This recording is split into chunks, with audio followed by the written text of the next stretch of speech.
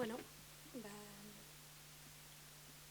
egun on guztioi, eta eskerrik asko gaurko deialdiari erantzuteagatik. Egia esan azken egun hauetan, hainbat berri argitaratu dira Errenteriako udalak publiko egindako lan eskaintza publiko baten inguruan zehazki.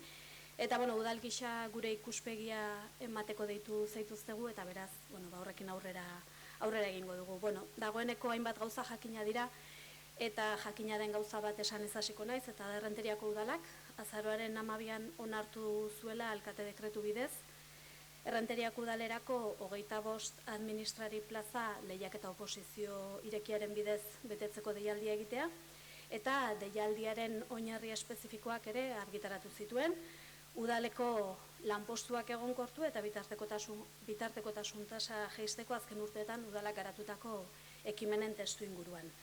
Eta jakina denez baita, Donostiako administrazioarekiko auzietako epaitegietan, deialdia eta oinarrien kontrako errekurtso bat aurkeztu da, hori esan bezala jakina da, eta zehazki errekurtsoak lanpostuetan betekizun gisa eskatzen den C bat, edo 3. hizkuntza eskakizunari buruzkoa da, eta deialdian izena eman ez duen pertsona batek jarri zuela, hasieratik jakin genuen, ondoren beste gauza asko jakin izan ditugu argiak argitaratutako informazioei esker. Eta gaur adierazi nahi dugu, aipatu hautaketa prozesuak, hizkuntzari dagokionez eskakizun hori izatea, ez dela bat-bateko erabaki improvisatua, edo ez dela gobernu taldearen kapritxoa ere, Errenteriako udalaren urteetako ibilbidearen ondorio koherentea dela, epe luzeko helburuei erantzuten diena, udal plangintza oso baten mandatua dena, eta udal organo desberdinetan onartutako hainbat dokumentu aintzat hartzen dituena. Eta zehazki, deialdi aurrela egin izana, bat dator, adibidez, 2021, 26 epealdirako Errenteriako udal hizkuntza politikaren garapenerako plan estrategikoarekin jasotakoarekin, besteak beste 25 lanpostu hauetako bakoitzari hizkuntza eskakizuna jarri zaio bere sorreran Eusko Jaurlaritzako hizkuntza politikara sailak emandako aldeko txostenari jarraituz. Deialdi aurrela egin izana ere bat dator udal batzak onartutako 2026ko lanpostuen zerrenda eta langileen plantillarekin ere, eta bat dator azkenik sindikatuekin adostutako lan eskaintza publikoaren plangintzarekin. Gainera, ulertzen dugu hautaketa prozesua ezaugarritu den modua bat datorrela, herritarren zerbitzura dagoen kalitatezko administrazio baten oinarrizko printzipioekin, gobernantzaren bikaintasunarekin eta herritarrek administrazioekin askatasunez aukeratzen duten hizkuntzan jarduteko duten eskubidearekin. Gaur, gainera, balioan jarri nahi dugu, asko direla bide horretan, euren hizkuntza gaitasuna ahalik eta zerbitzurik onena emateko gaitasun baldintza bat dela ulertuta, euren euskara gaitasuna hobetzeko ahalegin handia egin duten administrazioko langileak. Beraz, ulertzen dugu, helegitea, adostasun eta kontsentsu zabaletan oinarritutako urteetako bidea oztopatzera datorrela. Aurreko guztia kontutan hartuta, eta hautaketa prozesuari dagokionez, esan nahi dugu, udalak ez duela prozesua bertan bera uztea erabaki, baina prozesuarekin bere horretan aurrera egitea ere ez dugula egokitzat jo. Batetik, prozesuan izen eman duten 860 hautagaiak babestuna izan ditugulako, eta aurrerago eman zitezkeen erabaki judizialek eragindako ziurgabetasuna ekidin. Eta bestalde, izena emandakoak hainbeste hautagai izanik, hautaketa prozesu antolatzeko eta garatzeko aurreikusitako baliabide ekonomiko eta pertsonalen kudeaketa zuhurra egina izan dugulako diru publikoaz ari garen neurrian. Horregatik, prozesua behin-behinean etetea erabaki du udalak eta irailean izango den epaiketarako ahalik eta ongien prestatzea erabaki dugu. Auzibideari dagokionez beraz, ongi dakizuenez, helegite hau ez da administrazioetan jarritako lehena, eta salatzen dugu bizikidetzan eta adostasunean oinarritutako orain arteko bidea administrazio organu erabakitzaileetatik aparteko eremuetara eramatea eta zapuztu nahi izatea. Helegite hau ez dator udal langileen aldetik, ez da prozesuan izena emandako 860 hautagaien aldetik ere.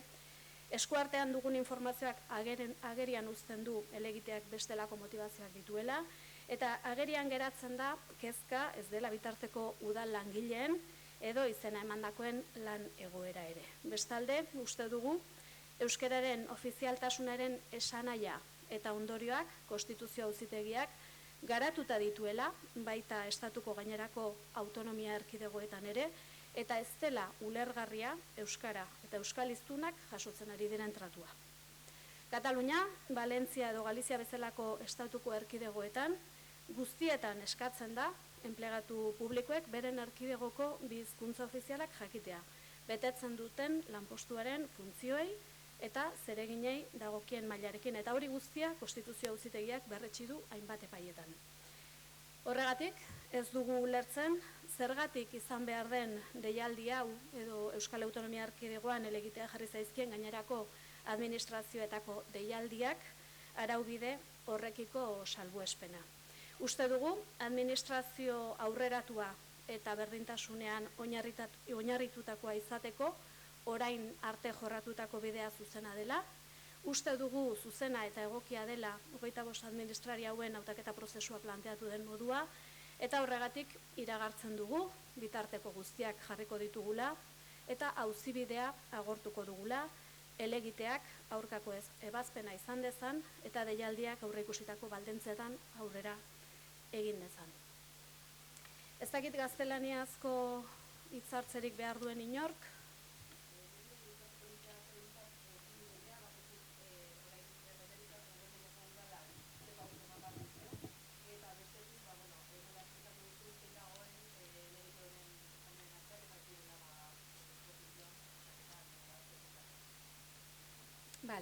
pixka bat, laburpen modura igual egingo dut, laburki eta hori, en breve en castellano, decir que el proceso selectivo recurrido se refiere al perfil lingüístico y que este proceso selectivo tuviese ese perfil lingüístico no es un capricho, no es una decisión improvisada ni un capricho del equipo de gobierno, es una consecuencia coherente del trabajo de años que viene haciendo el Ayuntamiento de Rentería, que responde a objetivos a largo plazo, que responde al mandato de todo un plan municipal y que tiene en cuenta una serie de documentos aprobados en distintos órganos municipales.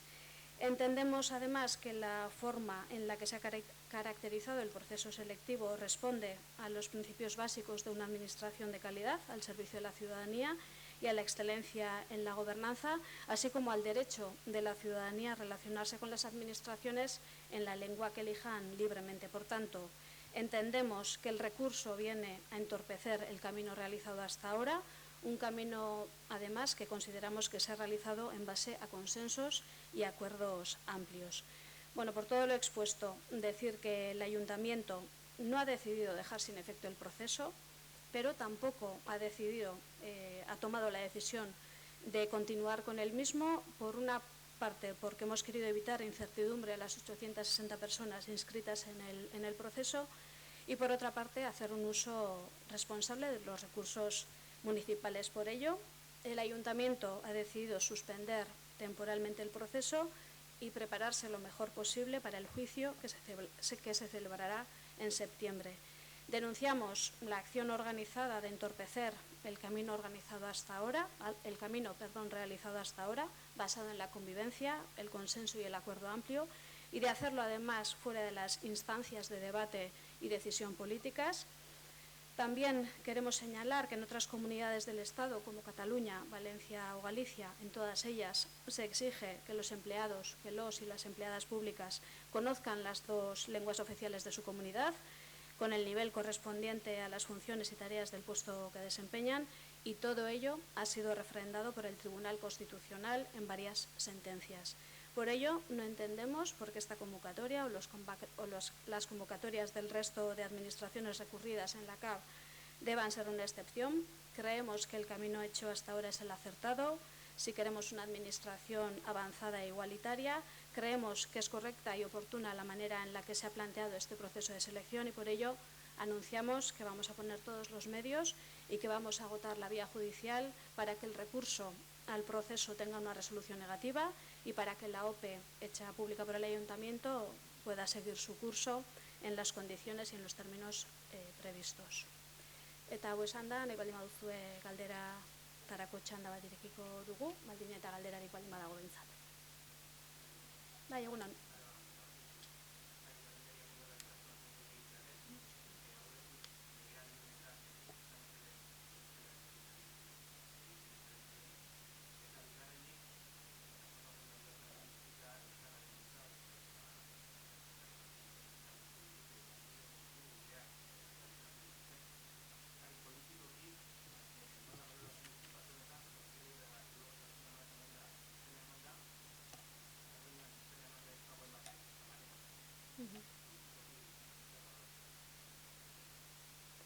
Bueno, lehenik eta behin zure lehendabiziko galderari erantzunez esatea lehen elegitea dela, eta ez dela lehendabiziko aldia Errenteriako udalak administrari lanpostuak 3. hizkuntza eskakizunarekin ateratzen dituena, eta datuak emate aldera 2023-2024an 21 administrari plaza atera dira, guztiak 3. hizkuntza eskakizunarekin, eta normaltasun osoz garatu dira. Eta bestetik, bigarren galderari erantzunez, esatea, hasieratik jabetu ginela elegitea aurkeztutako pertsona etzegoela izena eman da prozesuan parte hartzeko, eta gainera bagenekien edo jakin genuen berehala legebiltzarrean agerraldi batean parte hartutako pertsona bat zelain justu zuk aipatutako plataforma horietako baten izanean. Eta beraz, garbi dugu, gaudela nolabait elegite politiko baten aurrean.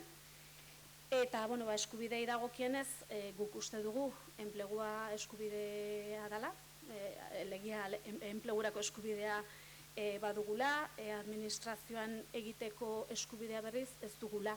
Eta hor gailentzen dela nolabait, administrazioarekin herritarrak zein hizkuntzatan harremanak izan nahi dituen eskubide hori gailentzen dela, ezta.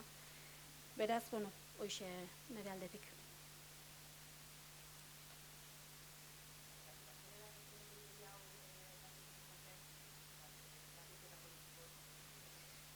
Bueno, sí, decir que la persona que puso el recurso, el nombre al que venía, el recurso venía a nombre de una persona que, enseguida vimos que no estaba inscrita para participar en el proceso de la OPE. También supimos enseguida que había participado en una ponencia en el Parlamento Vasco como miembro de una plataforma que se ha mencionado aquí, y por tanto, enseguida supimos que era un recurso político, ¿no? Y pues decir en lo que se refiere a los derechos a los que se hace alusión de las personas trabajadoras, que creemos que efectivamente el empleo es un derecho, pero trabajar en la administración pública no es un derecho. El acceso al empleo público se fundamenta constitucionalmente en los principios de igualdad, mérito y capacidad, y por tanto creemos que prevalece el derecho de la ciudadanía a relacionarse con las administraciones en la lengua elegida.